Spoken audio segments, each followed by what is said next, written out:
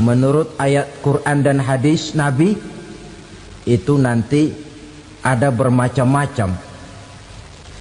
Ada orang beriman itu yang dimasukkan surga. Ada orang beriman itu yang dimasukkan ke dalam surga. Ada orang beriman itu yang disebut penduduk surga.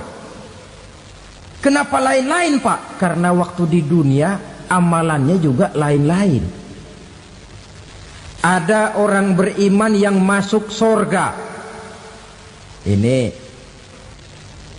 paling murah tiketnya. Mau masuk surga? Kata Nabi begini, ma min abdin qala la ilaha illallah thumma mata ala dhalik illa dakhala al-jannah. Kalau seorang hamba sudah mengucap dua kalimat syahadat, dia yakin dengan kebenaran kalimat itu sampai matinya, orang itu akan masuk surga. Abi Dzar yang waktu itu diajak bicara heran, ya Rasul kok gampang betul? Iya. Walaupun orang itu mencuri, iya. Walaupun orang itu berzina, iya. Biar dia mencuri, biar dia berzina, kalau dia sudah mengucap dua kalimat syahadat, dia yakin dengan kebenaran kalimat itu sampai matinya, itu orang akan masuk surga. Jadi masuk surga cukup dua kalimat syahadat, yakin sampai mati, masuk surga. Itu perkara masuk. Tapi kalau pertanyaannya diterusin, masuknya kapan, Pak? Nah, ini lain lagi urusannya. Sebab ada yang masuknya itu langsung, ada yang mampir dulu. Di sana tempat cuma dua, kalau tidak surga, neraka. Mau ke surga tapi mampir dulu, yang mampirnya jelas di neraka. Kenapa? Dalam hadis qudsi ada riwayat, nanti itu di akhirat, setelah Allah selesai mengatur penduduk surga masuk surga, yang neraka masuk neraka, Allah berkata kepada malaikat Malik, malaikat Malik, labaik ya Allah, itu bajingan-bajingan tengik, manusia-manusia durjana yang waktu di dunia tidak mau sujud, jauh dari ulama, gemar melakukan yang munkarat dan maksiat, hidup di tengah masyarakat selalu jadi bibit keonaran, kufur, sudah masuk neraka semua. Sudah ya Allah. Nah, kalau sudah, coba sekarang kamu masuk, Malik. Saya, iya, masuk neraka. Mau apa ya Allah? Kata Allah, akhriju minan nar man kana fi qalbihi misqala habatin min khardalin min iman. Kau masuk neraka, cari di dalam neraka orang-orang yang ada imannya walaupun kecil sebesar biji zarah, angkat mereka keluar. Masuk malaikat Malik ke neraka, cari orang yang ada imannya, korek-korek. Ya repot, udah pada gosong. Yang ada imannya diangkat ke atas, yang ada imannya diangkat ke atas, lalu dimandikan di Nahrul Hayat, namanya sungai kehidupan di akhirat nanti. Cakep lagi rupanya, bersih lagi wajahnya, apel di hadapan Allah. Kata Allah, bagaimana mas? Kapok nggak sampean? Kapok ya Allah. Nah, kalau kapok, idhab fadkhulil jannah, pergi masuk surga sana. Berangkat mereka ke surga, ketemu sama teman-temannya yang udah sampai lebih dulu, yang nggak pakai mampir lagi. Terjadi dialog. Kata teman-temannya yang udah pada nyampe duluan, mas, iya, emang baru sampai? Saya baru sampai. Memang mampir di mana dulu mas? Kita sudah lama sampai di surga. Saudara buka surah Al-Muddatsir ayat 34-35. Ma salakakum fis saqar? Kenapa kamu mampir di neraka Saqar? Qalu lam naku minal musallin. Mereka menjawab, kami mampir di neraka Saqar mas, gara-gara dulunya kami waktu di dunia ndak pernah sholat. Ndak pernah sholat? Ndak pernah. Kan rumahnya dekat masjid, cuma dekat doang mas. Sholat mah enggak saya. Enggak pernah ngasih makan fakir miskin, enggak pernah hadir di majelis taklim, pendeknya enggak pernah melakukan kebajikan, maka saya pun mampir di neraka sakor. Untung betul saya punya iman mas sedikit. Waktu hidup di dunia dulu saya pernah mengucap 2 kalimat syahadat, sekali-kalinya waktu mau kawin. Masya Allah. Untung saja kawin, kalau nggak kawin polos.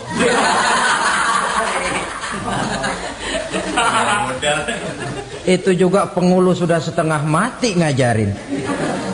Asyhadu alla, asyaduaan, asyaduaan.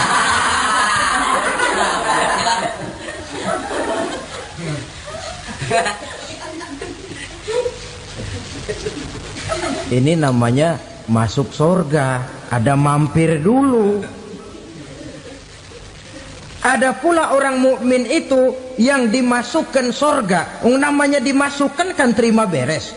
Saya masuk ke rumah, jalan sendiri, cari tempat sendiri. Saya dimasukkan ke dalam rumah, terima beres. Pokok ada di dalam, itu dimasukkan namanya. Nggak pakai mampir. Tapi tentu tiketnya lebih mahal ketimbang yang pertama tadi. Apa kata Allah? Innal ladzina amanu wa amilus salihat la ukaffiranna anhum sayyi'atihim wa la udkhilannahum jannah. Sesungguhnya orang-orang yang beriman kemudian beramal soleh, kami hapuskan segala dosa dan kesalahannya, kami masukkan mereka ke dalam surga. Lihat ayatnya, Allah yang memasukkan, kita yang dimasukkan. Tidak pakai transit, tidak usah mampir. Cuma tidak cukup syahadat, tidak cukup amanu, tapi diiringi dengan wa amilus salih. Iman, amal. Tidak cukup syahadat, lalu dibuktikan dia sholat, dia zakat, puasa, lalu dia melakukan berbagai macam kebajikan. Ini yang menyebabkan dia tidak pakai mampir di tempat yang bernama sakor. Lalu ada pula orang mukmin itu yang disebut penduduk sorga. Wah, ini sudah VIP ini. Ashabul jannah, penduduk sorga. Siapa mereka? Kata Allah, innal ladzina amanu summa istaqamu fala khaufun alaihim wala hum yahzanun ulaika ashabul jannah hum fiha khalidun. Sesungguhnya orang-orang yang beriman lalu istiqamah, tetap dalam melaksanakan perintah Allah, tidak goyang, tidak labil tapi stabil, istiqamah, mereka tidak takut dan tidak bersedih hati. Merekalah penduduk surga. Iman, istiqamah. Tidak punya duit, sembayang. Banyak duit, sembayang. Miskin, sembayang. Kaya, tetap sembayang. Istiqamah. Kadang orang kalau susah rajin ke masjid, banyak duitnya ngelihat masjid melengos. Waktu miskin hamba Allah, setelah kaya jadi hamba harta. Bergeser, tidak ada nilai istiqomahnya. Saudara-saudara, dengan begitu penduduk neraka itu dua. Ada penduduk permanen, ada penduduk yang semi permanen. Yang semi permanen orang-orang beriman yang mempunyai dosa besar. Mereka masuk ke neraka untuk menerima azab sesuai dengan dosanya. Bila selesai masa azab itu, mereka akan diangkat untuk ditempatkan kembali ke dalam surganya Allah Subhanahu wa ta'ala. Nah, dikala itulah saudara-saudara, ada yang disebut syafaat dari Rasulullah Sallallahu Alaihi Wasallam. Tapi tentu jangan lupa, syafaat ini ibarat kain menambal dia. Kita punya kain bolong-bolong sedikit, syafaat yang menambal. Sholat kita ada kurang dikit, sedekah kita ada campur riak dikit, amalan kita ada tidak karena Allah dikit, kita berharap syafaat. Jadi biarlah kain masih bolong-bolong, yang penting punya kain. Tapi kalau kainnya tidak ada, yang ditambal apanya? sholat tidak, puasa tidak, zakat tidak, berharap syafaat saja. Ya, terlalu berlebihan itu. Saudara hadirin yang saya hormati, apabila selesai proses penghisaban, proses penghitungan, maka dikala itulah manusia terbagi dalam dua kelompok besar. Fariqun fil jannah wa fariqun fis sa'ir. Sekelompok orang-orang beruntung yang masuk ke dalam surga, dan sekelompok lagi masuk ke dalam neraka. Ibu-ibu, saudara-saudara kaum muslimin rahimakumullah. Pada pertemuan yang lalu sudah saya jelaskan bahwa hidup selalu berakhir dengan kematian. Apabila datang kematian menimpa seseorang, datanglah kiamat baginya. Itu yang disebut dengan kiamat kecil. Hakikatnya mati adalah perpindahan dari kehidupan di dunia ini menuju kehidupan di alam barzakh. Menunggu kita di alam barzakh sampai datangnya saat kiamat. Entah 10 tahun, entah 100 tahun, entah 1000 tahun, hanya Allah saja yang maha tahu. Adapun orang-orang beriman yang melakukan amal kebajikan dalam kehidupan di dunia ini, masa penantian yang lama di alam barzakh buat mereka sebentar saja. Tetapi bagi orang-orang kafir yang ingkar, yang tidak beriman kepada Allah, yang hidup di dunia cuma menumpuk-numpuk dosa, tentu penantian di alam barzakh akan merupakan waktu yang sangat lama. Bukankah dalam kehidupan kita waktu itu memang relatif? Contoh misalnya, bagi pemuda-pemudi yang sedang duduk asyik memadu cinta, waktu 4-5 jam saja rasanya cuma 4-5 menit. Tenggelam oleh keasikan. Tapi buat orang yang berbaring di rumah sakit, meratap di balik-balik apa itu tembok derita kata lagu, di balik dinding-dinding penjara, sehari bagai seminggu, seminggu rasa sebulan, sebulan boleh jadi rasa setahun. Penantian yang sangat lama. Kapan kiamat itu akan datang? Ini rahasia Allah. Jangankan kita yang orang awam, baginda Nabi sendiri tidak diberitahu oleh Allah kapan kiamat itu akan terjadi. Tetapi sungguh pun demikian, banyak hadis-hadis yang menjelaskan ciri atau tanda-tanda datangnya kiamat. Nah, kalau sudah bicara soal tanda, tanda kiamat itu ada dua. Pertama yang disebut alamatus sughra, tanda-tanda kecil. Ini waktunya masih ada tenggang. Ada yang dinamakan alamatul kubra, tanda-tanda besar. Artinya kiamat sudah diambang pintu. Apa tanda-tanda kecil dari datangnya hari kiamat itu?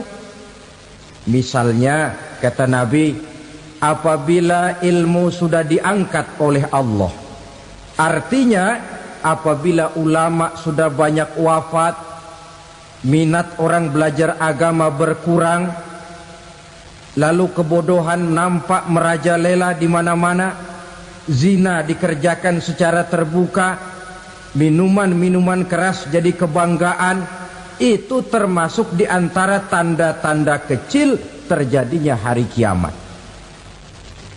Apalagi misalnya iza waladatil ammatu rabbataha, apabila budak sudah melahirkan tuan.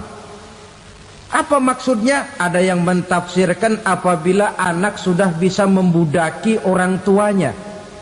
Orang tua yang melahirkan dia, yang membesarkan dia, demi setelah si anak besar jadi orang berpangkat, bertitel, berharta, berkedudukan, jadilah orang tua itu budaknya. Sehingga sering dibilang kalau orang tua kaya, anak jadi raja. Tapi kalau anak yang kaya, orang tua sering jadi budak. Apalagi munculnya fitnah yang bergelombang, timbul perang antara dua bangsa yang besar, waktu berjalan terasa sangat pendek sekali. Itu merupakan tanda di antara tanda-tanda kiamat. Termasuk di dalamnya sulit membedakan mana laki, mana perempuan. Kan kalau tanda-tanda kayak begini sekarang sudah banyak kita lihat kan? Ulama banyak wafat, penggantinya sulit. Zina dikerjakan berterang-terangan, minuman keras jadi kebanggaan, banyak anak membudaki orang tuanya, sulit membedakan mana laki mana perempuan. Kadang-kadang dari belakang kita lihat perempuan bener, begitu kita colek nengok jenggotan.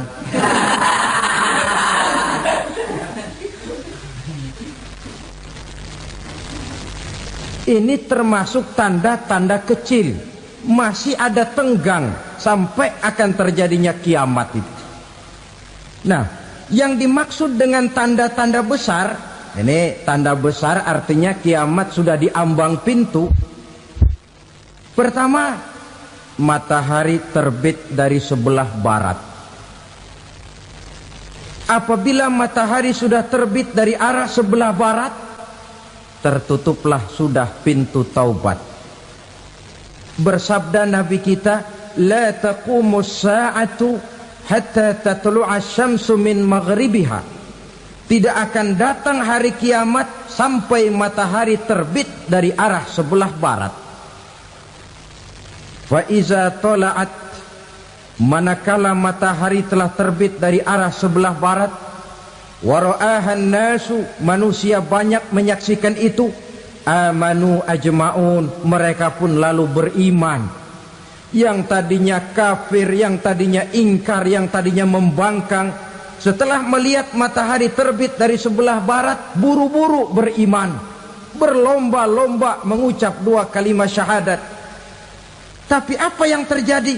Kata Nabi, wadzalika hina la yanfa'u nafsan imanuha lam takun amanat min qabl. Hari itu adalah hari yang iman sudah tidak berguna lagi bagi seseorang apabila sebelumnya memang dia tidak pernah beriman. Au kasabat fi imaniha khaira, atau beriman tetapi tidak pernah melakukan kebajikan di dalam keimanannya itu. Hari yang sudah kasib, hari yang sudah terlambat, beriman tidak akan ada gunanya lagi. Ini pelajaran buat kita. Sebelum sang surya terbit dari sebelah barat, sebelum nafas sampai di tenggorokan, artinya pintu taubat masih terbuka. Kalau dua hal itu sudah terwujud, nafas sudah sampai di kerongkongan atau matahari sudah terbit dari arah sebelah barat, tertutuplah sudah pintu taubat.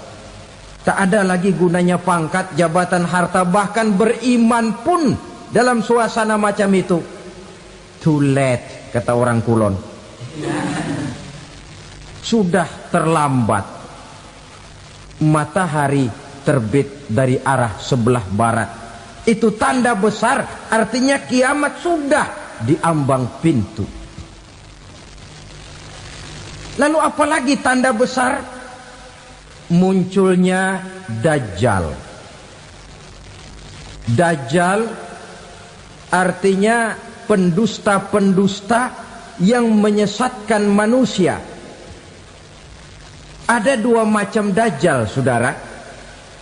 Ada Dajjal kecil. Ini Dajjal kelas teri. Kalau ini sejak zaman Rasulullah sudah ada itu. Tiap zaman ada. Di zaman Rasulullah misalnya ada yang bernama Aswad al-Unsi dari Yaman. Ada yang namanya Musailamah Al-Kazzab dari Yamamah. Ada yang namanya Ibnu Sayyad dari Madinah. Ini dajjal-dajjal di zaman Rasul. Musailamatul Kazzab memproklamirkan diri jadi nabi dia. Di zaman Rasul masih hidup. Ini dajjal zaman Nabi. Di zaman sahabat muncul dajjal-dajjal. Di zaman kita sekarang ini dajjal-dajjal pun gentayangan. Dajjal-dajjal kelas teri.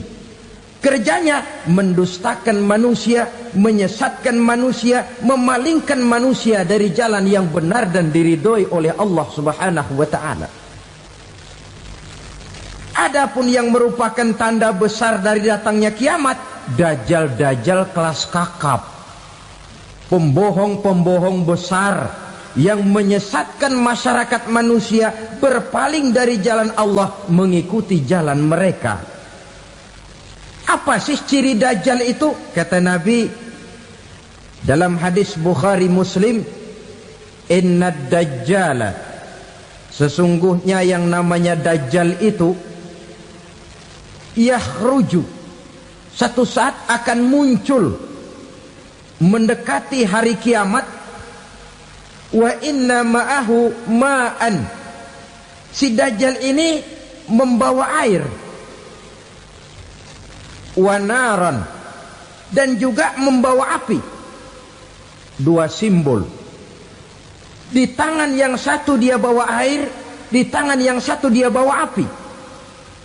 Wa ammal ladzi yarahu an-nasu ma'an fanarun, adapun yang orang banyak lihat air, hakikatnya adalah api.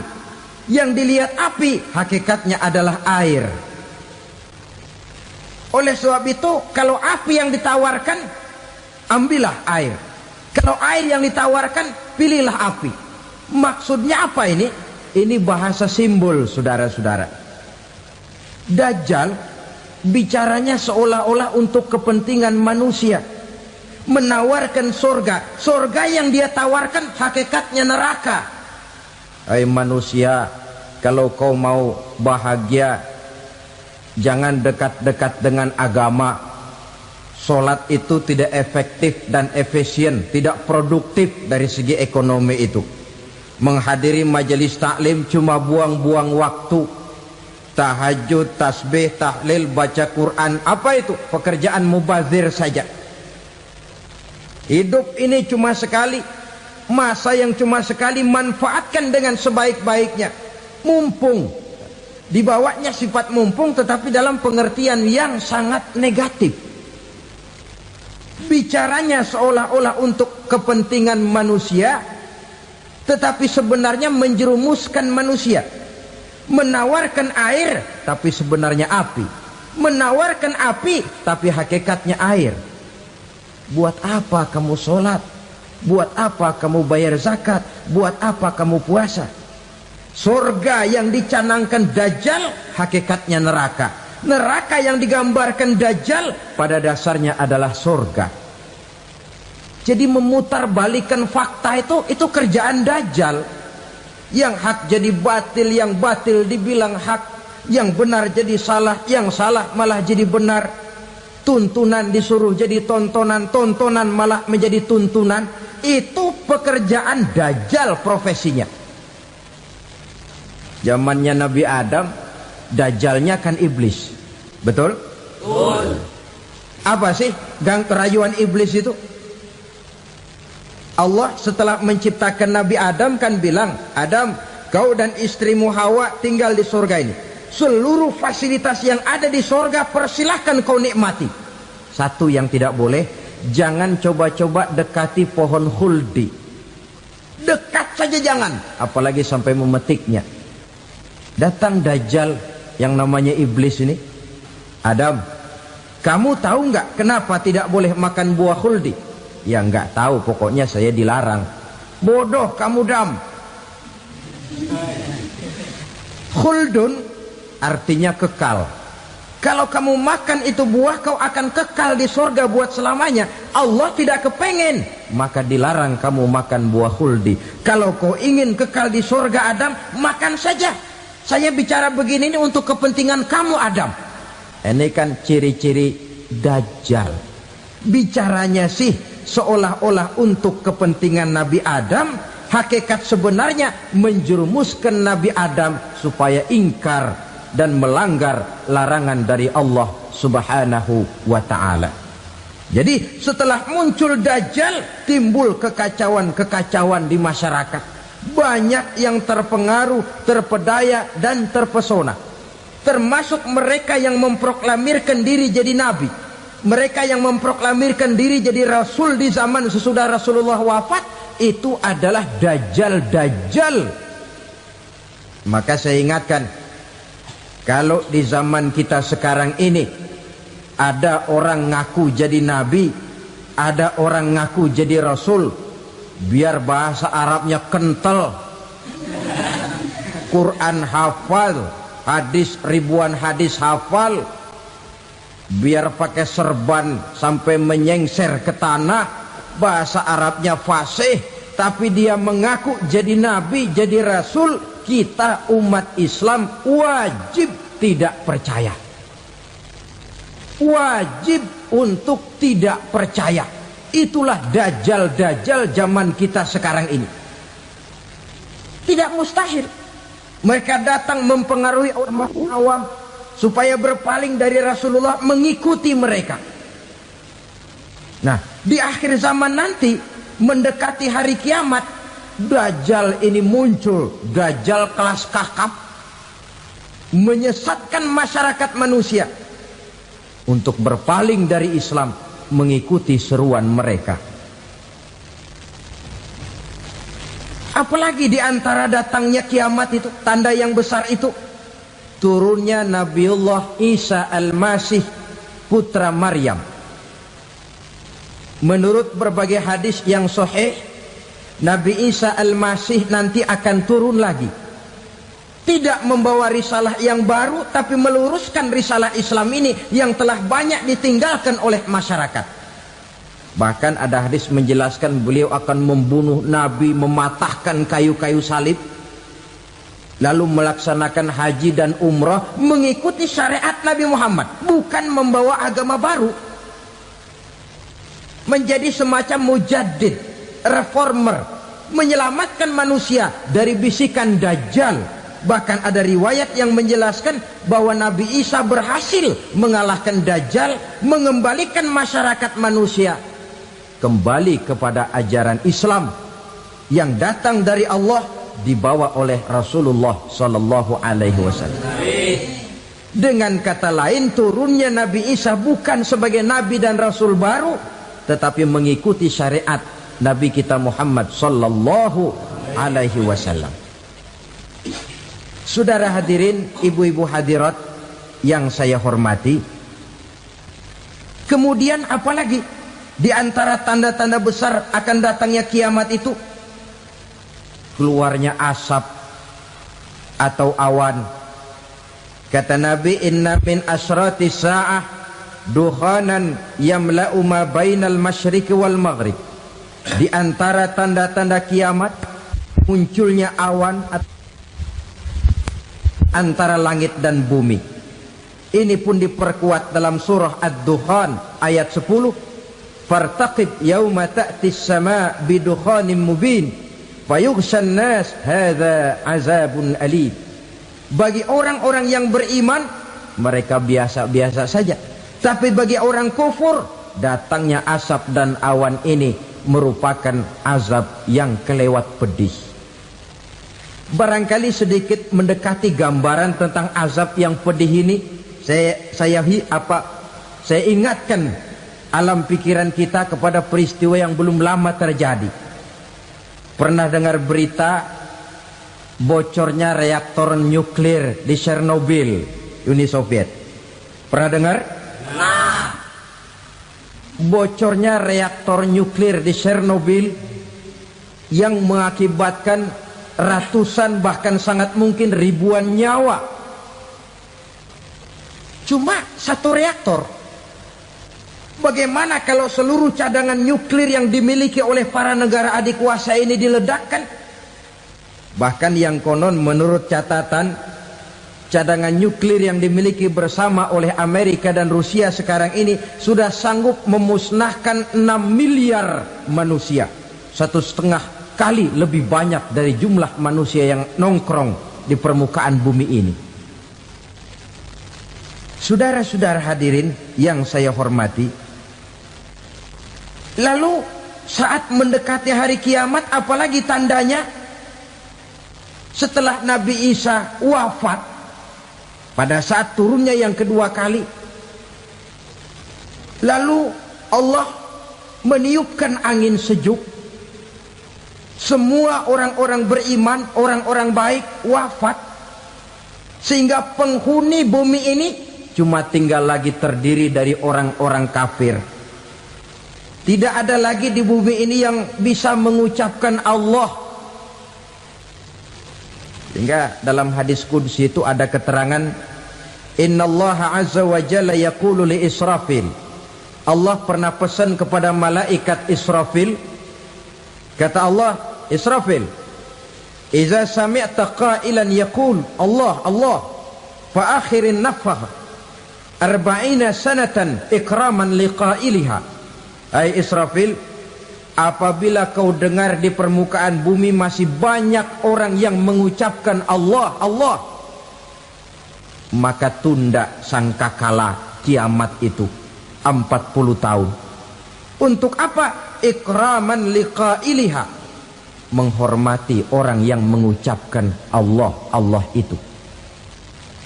Wah, jadi karena sekarang masih banyak yang mengucapkan Allah, besar hatilah kita, masih jauh kiamat itu.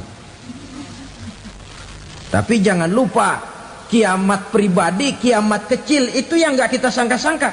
Ajal datang mencabut nyawa, itu kiamat pribadi, dan itu yang pasti kita hadapi, dan itu yang membuat kita tidak boleh bersikap main-main di dalam kehidupan sekarang ini. Saudara hadirin yang saya hormati, tidak ada lagi orang-orang muslim. Seluruh penduduk dunia ini kafir. Lalu terciptalah struktur sosial yang berlandaskan prinsip hidup semau gue. Bakal terjadilah prinsip di mana yang kaya menyantap yang miskin, yang kuat menindas yang lemah. Hidup sudah bagaikan di rimba belantara, berlaku hukum rimba, siapa yang kuat dia yang menang, siapa yang lemah menjadi mangsa. Timbul kekacauan, maksiat merajalela, munkarat menjadi-jadi, sehingga isi bumi ini penuh dengan segala macam perbuatan dosa. Tidak ada perlunya lagi alam diperpanjang temponya. Datang saat yang sudah dijanjikan oleh Allah Azza wa Jalla, maka terjadilah yang disebut kiamat kubra, kiamat besar, kiamat ancur-ancuran. Bagaimana kejadian ini dimulai? Dalam surah Az-Zumar ayat 68, Allah subhanahu wa ta'ala berfirman, wa nufikha fis suri fasa'iqa man fis samawati wa man fil ardi illa man sya'allahu.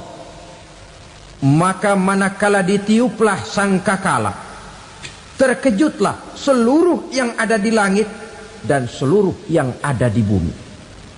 Bila saat kiamat datang, Allah perintah malaikat Israfil, Israfil, tiup sangkakalamu.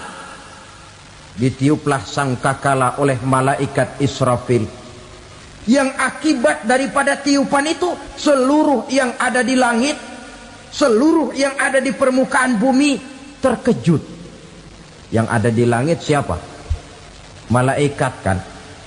Bayangin aja kalau malaikat kaget, apalagi kita. Terkejut seluruh makhluk yang ada di bumi, yang ada di langit mendengar suara sangkakala itu. Bunyinya tidak sanggup kita bayangkan dahsyatnya. Ledakan nuklir, ledakan neutron, belum apa-apa ketimbang bunyi sangkakala malaikat Israfil ini. Nah, lalu mendengar bunyi sangkakala ini, gemparlah makhluk, kacaulah alam.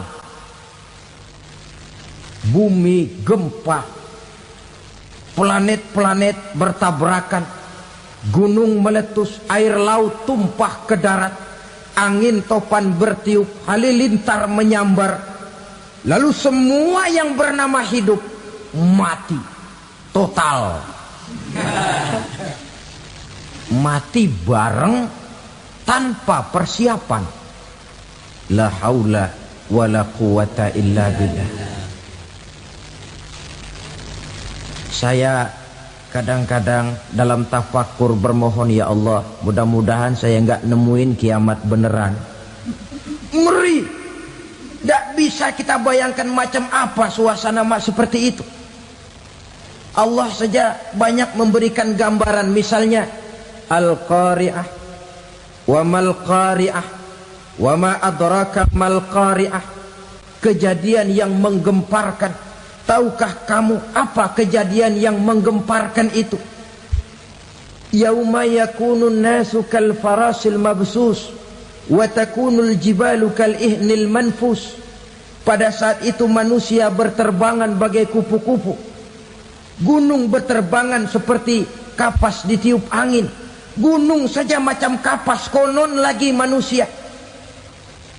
Kematian total, mulai semut sampai gajah mati,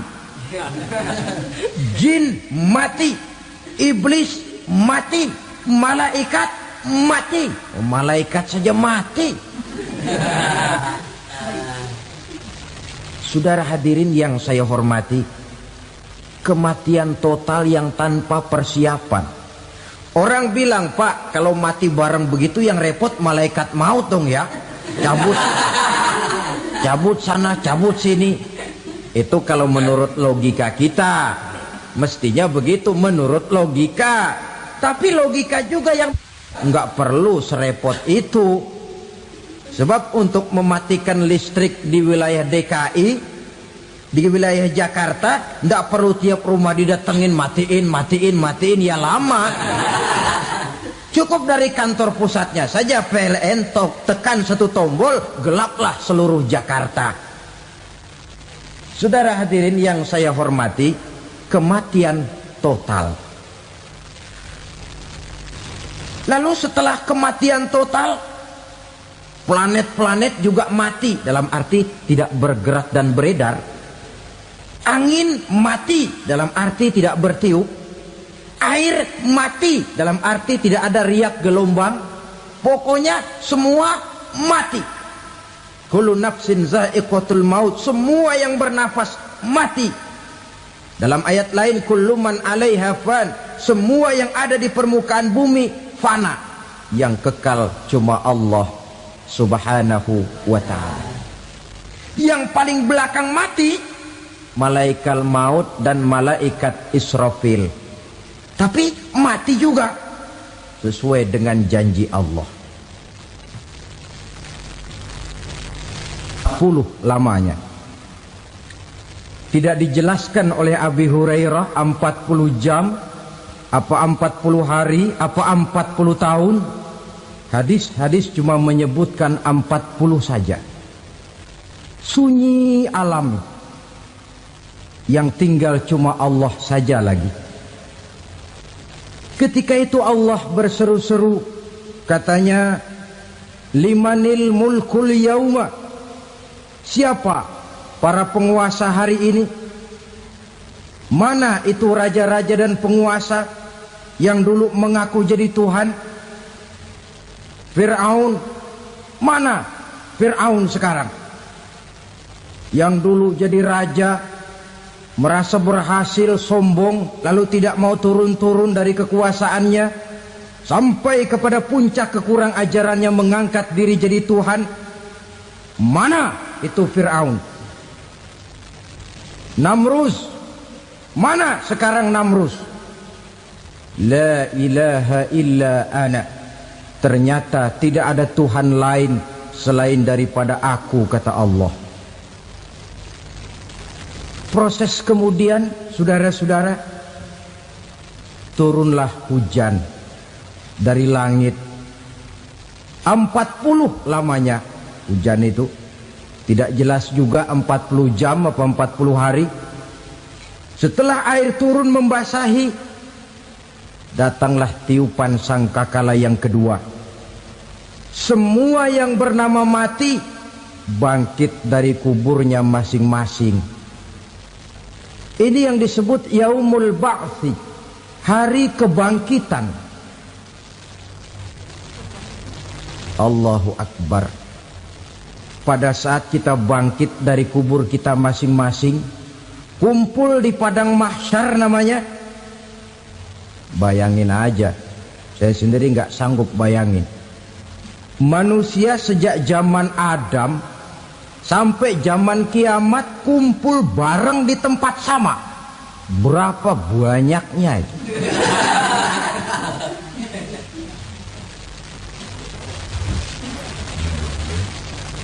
Dan yang luar biasa menurut satu riwayat, pada saat bangkit itu, Masya Allah, roman muka kita berubah, disesuaikan dengan amalan kita waktu di dunia ini. Barang siapa yang waktu di dunia amalannya itu amalan tikus, di akhirat nanti dia bangkit dari kubur, mukanya seperti muka tikus. Gagah betul badannya, tapi mukanya seperti tikus. Kenapa? Amalannya waktu di dunia seperti amalan tikus. Apa amalan tikus itu? Suka ngegeragoti barang yang sudah disimpan rapi-rapi. Orang sudah simpan uang rapi-rapi, simpan perhiasan rapi-rapi, digeragoti oleh tikus. Maling-maling, pencoleng-pencoleng, koruptor-koruptor. Itu nanti di akhirat nanti kita lihat mukanya seperti muka tikus. Oh ini waktu di dunia suka nyolong, mukanya seperti muka tikus. Barang siapa yang waktu di dunia ini amalannya itu amalan macan, dia akan bangkit nanti mukanya seperti muka macan. Apa amalan macan? Macan itu amalannya menang-menangan. Orang yang mau menang saja nggak mau mengalah. Coba lihat di hutan. Kenal hutan nggak? Di hutan, raja hutan di mana-mana pasti macan. Betul kan? Betul. Padahal hutan belum pernah bikin pemilihan umum. Tapi macan tidak peduli ada pemilihan umum apa tidak, pokok saya raja. Sebab apa? Macan jadi raja itu bukan karena benar, tapi karena kuat jadi raja. Setelah dia jadi raja, rakyat hutan yang mesti dilindungi malah dimakan oleh raja macan. Kambing rakyat hutan dimakan oleh macan. Ayam rakyat hutan dimakan oleh macan. Itu nanti kita lihat di akhirat itu mukanya seperti muka macan, gagah betul. Lalu barang siapa yang di dunia ini amalannya itu seperti amalan anjing, nanti dia punya muka seperti muka anjing. Apa amalan anjing? Pertama, anjing itu kalau disuruh jaga rumah, dia tidak bisa membedakan mana maling, mana tamu. Biar yang datang maling, kalau bawa tulang, anjing kalem. Yang kedua, anjing itu akan setia kepada siapa saja yang memberinya roti. Siapa yang memberinya roti, itulah majikannya. Apa kata majikannya, pasti dia laksanakan. Soal benar atau salah, dia tidak peduli. Setelah anjing dapat roti, dia tidak punya pilihan lain kecuali bilang, abdi mah kumaha juragan wae ayeuna mah.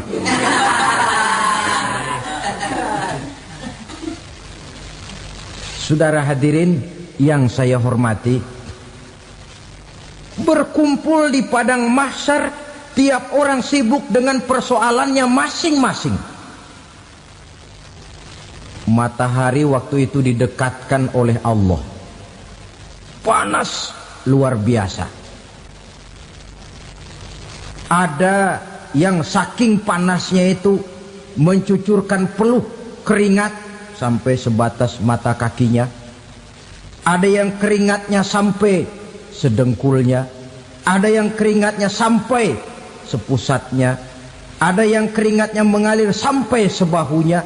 Ada yang kelelap oleh keringatnya sendiri, sementara orang di sampingnya nggak apa-apa.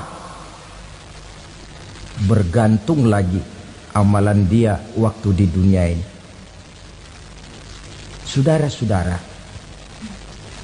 sebagian orang dalam kepanikan padang mahsyar berombong-rombong datang mereka menghadap Nabi Adam. Ya Adam, anta abal bashar. Hai Adam, Tuhan adalah bapak moyang manusia. Kami sebentar lagi akan disidang, dimintakan pertanggungan jawab. Tolonglah kami, hai Adam.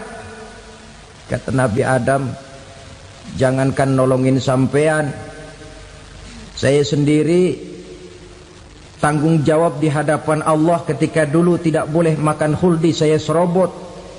Sudahlah, urus diri masing-masing saja, nafsi. Begitu kata Nabi Nuh, begitu kata Nabi Ibrahim. Tiap orang bertanggung jawab sendiri-sendiri.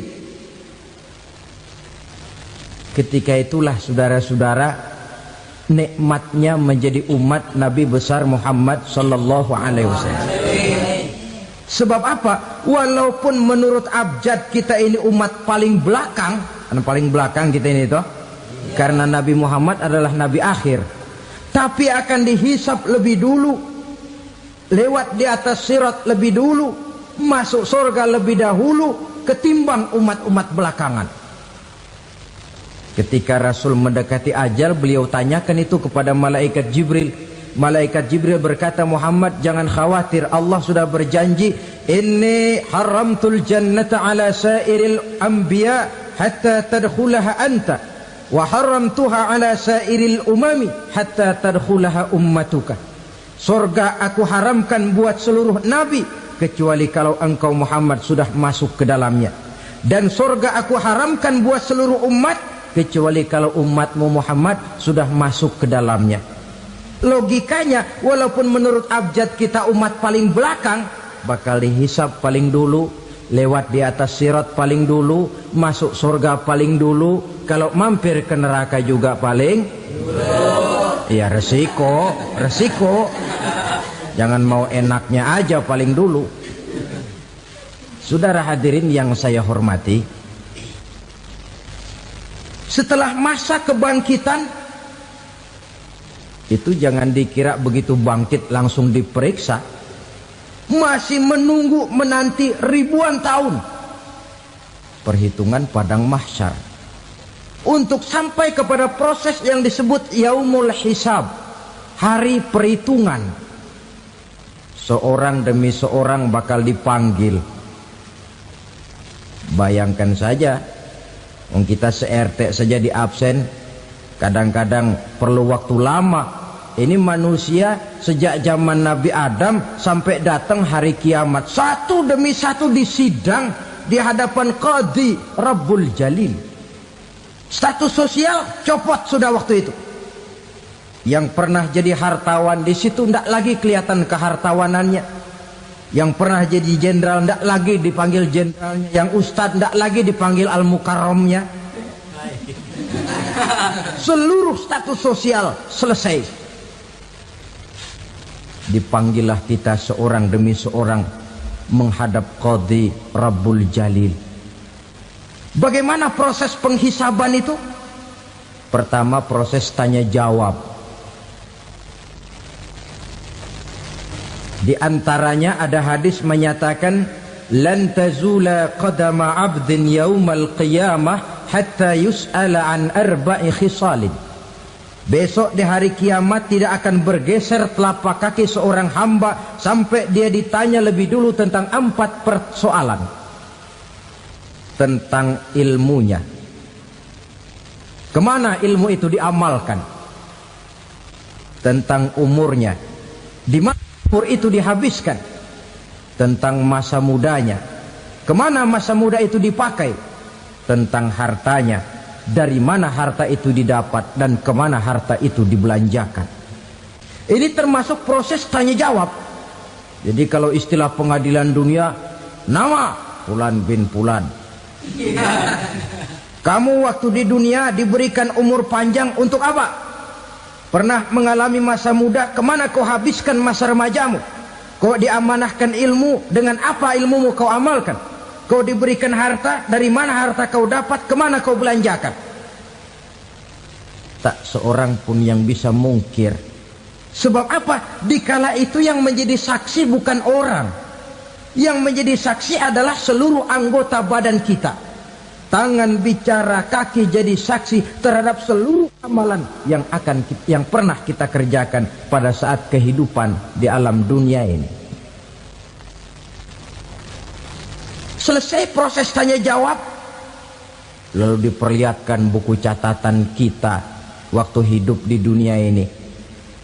Jangan lupa Allah itu menyiapkan 2 superkomputer kepada kita. Sebelah ditempelin sebelah kanan, yang sebelah tempelin di sebelah kiri. Komputer itu namanya Raqib dan Atid. 2 malaikat yang apabila baik kita lakukan, refleks saja akan menulis kebajikan kita. Jahat kita kerjakan akan tertulis. Catatan itu nanti diperlihatkan kepada kita.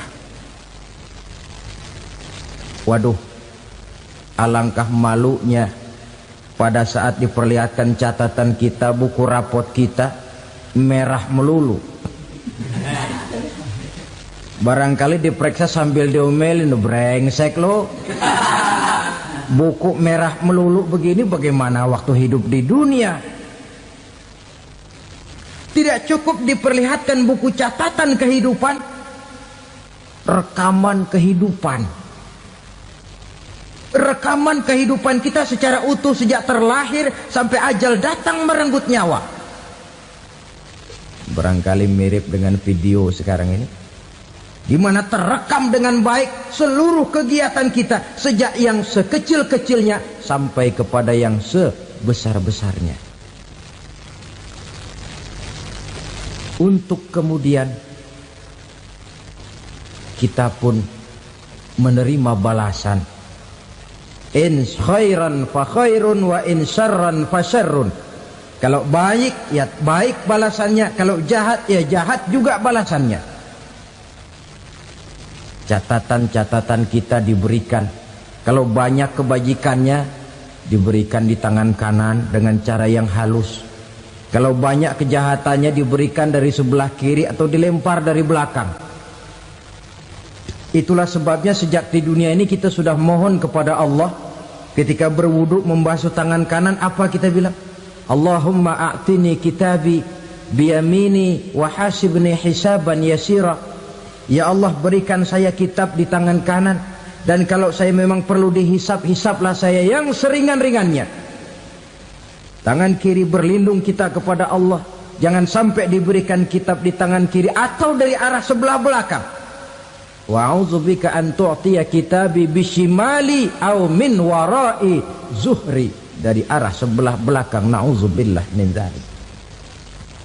Setelah selesai lewat proses penghisaban, lewat mizan, timbangan, maka yang sudah selesai dihisab itu bergeraklah menuju sirat, jembatan yang terbentang menuju surga melalui neraka.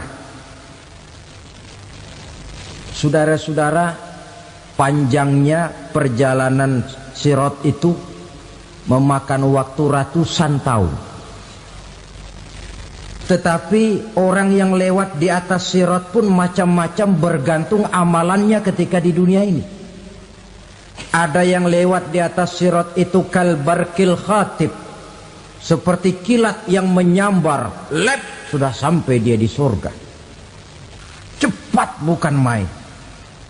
Ada yang lewat di atas sirat itu seperti orang lari-lari. Ada yang lewat di atas sirat itu seperti orang jalan biasa. Ada yang sambil merangkak, ada yang sambil ngesor, ada yang sambil gelayutan, ada yang selamat sampai ke ujung ke surga, ada yang tergelincir jatuh masuk ke dalam neraka, bergantung amalannya dalam kehidupan di dunia sekarang ini. Tiap kita akan melewati yang namanya sirat ini. Saudara-saudara kaum muslimin yang saya hormati,